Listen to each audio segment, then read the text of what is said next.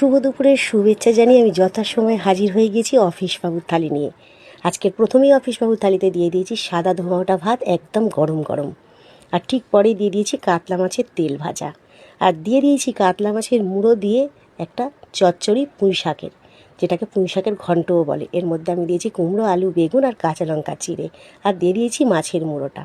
এই চচ্চড়ি খেতে কার কার পছন্দ অবশ্যই কিন্তু বলবেন। এই চচ্চড়িটাই কিন্তু একতলা ভাত সত্যিই খাওয়া হয়ে যায়। আর ঠিক পরে দিয়ে দিচ্ছি চিংড়ি মাছ দিয়ে পটল আলু দিয়ে একটা তরকারি। আর পটলে চিংড়ি মাছ দিলে তো আর কথাই নেই, সেটা তো সুস্বাদু হবেই। আর ঠিক পরেই দিয়ে দিয়েছি কাতলা মাছের দাগা দিয়ে একটা কালিয়া বা ঝাল, কাতলা মাছের কালিয়া। আর এরপরে দিয়ে দিয়েছি একটু আমের চাটনি, ঘন করে আমের চাটনি।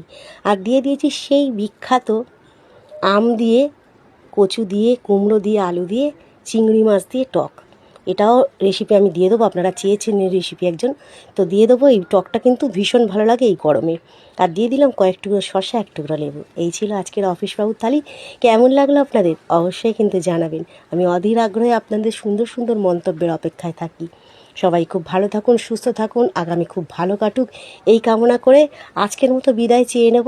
আবার দেখা হবে কালকে ঠিক এই সময় অফিস বাবুর থালি নিয়ে। গুরুজনদের অনেক অনেক শ্রদ্ধা, প্রণাম, ভক্তি জানাই।